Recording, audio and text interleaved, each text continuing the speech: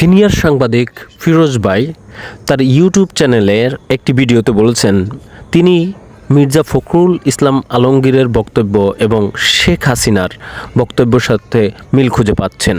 চলুন ভিডিওটি একবার দেখে নেই। এক বছরের একটু বেশি সময়ের ব্যবধানে শেখ হাসিনার বক্তব্য আর মির্জা ফখরুল ইসলাম আলমগীরের বক্তব্য মোটামুটি মিলে যাচ্ছে, একই রকম, একই ভাষা। সেটা কি? মির্জা ফখরুল ইসলাম আলমগীর এখন বলছেন আওয়ামী লীগ ছাড়াও নির্বাচন অংশগ্রহণমূলক সম্ভব। আর শেখ হাসিনা কি বলতেন বিএনপি জামাত ছাড়াও অংশগ্রহণমূলক নির্বাচন সম্ভব। অংশগ্রহণমূলক নির্বাচন বলতে এইটা না যে দলের অংশগ্রহণ, জনগণের অংশগ্রহণ। মির্জা ফখরুল ইসলাম আলমগীরের বক্তব্য এক অর্থে সঠিক, আবার আরেক অর্থে বেঠিক। অর্থাৎ আওয়ামী লীগের মতন একটা বড় দল যারা রিপ্রেজেন্ট করে 20 থেকে 25% ভোটার, তারা ছাড়া আসলে হয় না। ফিরোজ ভাই বিগত 17 বছর কিন্তু বিভিন্ন ধরনের সংবাদপত্রের রাজনৈতিক অংশ তুলে ধরে সেগুলো তর্জমা করছেন।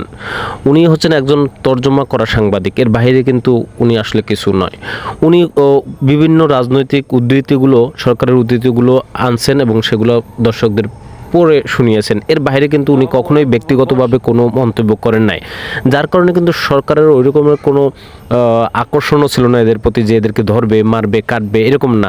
কারণ সরকার বুঝে গেছে যে ছাগলের 3 নম্বর বাচ্চার মতো কিছু সাংবাদিক আছে যারা লাফায়, যাদের কোনো নিজের ক্রেডিবিলিটি নাই। ওই জাস্ট কিছু অংশ তুলে ধরে বিভিন্ন পত্রিকার, আর সেগুলো দর্শকদের শোনায়। এজন্য কিন্তু এদের ব্যাপারে সরকার আসলে ওয়াকিফ ভালো ছিল না। ফিরোজ ভাই একজন, মাসুদ কামাল একজন, ঠিক আছে, ওই যে আনিস আলমগীর একজন, এরা এই ধরনেরই সাংবাদিক। এখন আসি ফিরোজ ভাইয়ের এই যে বক্তব্য, এটা একটু খণ্ডন করি। ফিরোজ ভাইকে আমার প্রশ্ন করার আছে, ফিরোজ ভাই, বিএনপি কি নিষিদ্ধ কোনো সংগঠন ছিল যে বিএনপিকে নির্বাচনে আনা যাবে না? এরকমের কিন্তু কোনো নিষিদ্ধ সংগঠন ছিল না। তারপরেও কিন্তু শেখ হাসিনা নানান ছলে বলে কলে কৌশলে বিএনপিকে ছাড়াই নির্বাচন করে কিন্তু সে ক্ষমতায় বসে। তারপর কথা হচ্ছে, আর আওয়ামী লীগ কিন্তু নিষিদ্ধ হয়েছে, তাদের কার্যক্রম নিষিদ্ধ হয়েছে সুস্পষ্ট সন্ত্রাসী কর্মকাণ্ডের জন্য, রাষ্ট্রবিরোধী কর্মকাণ্ডের জন্য। জনগণের দুর্ভোগের কারণেই কিন্তু সন্ত্রাসী আওয়ামী লীগকে নিষিদ্ধ করা হয়েছে, তাদের কার্যক্রম নিষিদ্ধ করা হয়েছে। তাদের কার্যক্রম নিষিদ্ধ করার পরও কিন্তু আওয়ামী লীগ বিভিন্নভাবে সন্ত্রাসী করে যাচ্ছে। আপনি কিভাবে বলতে চাইতেছেন যে ওই আওয়ামী লীগ যে তিনবার ভুয়া নির্বাচন করে ক্ষমতায় আসছে, তাদেরকে নিয়ে আবার ক্ষমতায় নির্বাচন করতে হবে? এইটা কোন লজিক? আপনার কি মাথার ভিতরে একটু নাই যে আওয়ামী লীগ এই বিগত 17 বছর শুধু রাষ্ট্রীয়ভাবে সন্ত্রাস করে গেছে সারা দেশে, তাদেরকে কিভাবে নির্বাচনে অংশ নিতে দেবেন? কোন বৈশিষ্ট্য, কোন কর্মকাণ্ডের জন্য কোনো একটা রাজনৈতিক দলকে সন্ত্রাসী সংগঠন বা নিষিদ্ধ করা হবে? আপনি একটু আমাদেরকে ক্লিয়ার করে বুঝাই দেবেন যে এগুলো করলে সে সন্ত্রাসী সংগঠন হিসেবে হবে অথবা হবে না।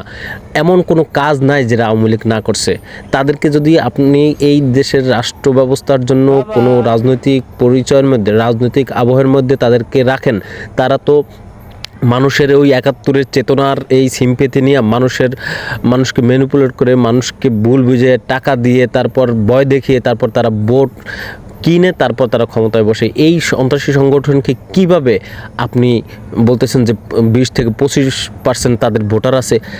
20% না 25% ভোটার আছে, সেটা 2014 সালের নির্বাচনেই দেখা গেছে তাদের মূলত কত পার্সেন্ট ভোট ছিল। হ্যাঁ, 2014 সালে কিন্তু হয়ে গেছে আওয়ামী লীগের মূল ভোট কত পার্সেন্ট। সেবার কিন্তু 7%ও ভোট পায় নাই আওয়ামী লীগ। সারা দেশে 7%ও ভোট পায় নাই, ভোট কেন্দ্রে কিন্তু কুত্তা ঘুমাইছে। তারপর আপনি বলতেছেন তাদের 20%, 25% ভোটার আছে বাংলাদেশে। ফিরোজ ভাই, এগুলো বাদ দেন, এই পাতলামি কথাবার্তা বাদ দেন, ভালো হয়ে যান এবং সুষ্ঠুভাবে চিন্তা করেন যে বাংলাদেশের রাজনীতি, এই দেশের জনগণের জন্য আওয়ামী লীগের রাজনীতি করার অধিকার আছে কিনা। বিগত 17 বছরে তাদের রাজনৈতিক কর্মকাণ্ড হিসাব করে তারপর একটু বক্তব্য দিয়েন, ঠিক আছে? আর মির্জা ফখরুল ইসলাম আলমগীরের অনেক কথার সাথে আমরা একমত না, দ্বিমত আছে। তাদের অনেক কথা আমার কাছে ভালো লাগে না। সেই আওয়ামী লীগের যারা নেতাকর্মী ছিল তাদের কথার মতো মনে হয়েছে, কিন্তু এই কথা সম্পূর্ণ একমত যে আওয়ামী লীগের ছাড়াও অংশগ্রহণ নির্বাচন সম্ভব এবং সেটা অবশ্যই সম্ভব এবং করতে হবে। আওয়ামী লীগের ছাড়াই বাংলাদেশের রাজনীতি চলতে চলতে হবে এবং তাদের বিচার করতে হবে। তা নইলে বাংলাদেশের রাজনীতি কলঙ্কমুক্ত হবে না। যেমন ৭১-এর যেমন এই রাজাকারদের বিচার ছাড়া বাংলাদেশের স্বাধীনতা কলঙ্কমুক্ত হবে না, পরিপূর্ণতা লাভ করবে না, তেমনি আওয়ামী লীগের বিচার ছাড়া বাংলাদেশের রাজনীতি কলঙ্কমুক্ত হবে না এবং এদেশের জনগণের উপর যে অত্যাচার এবং নিপীড়ন চালাইছে সেটার দায় শোধ হবে না।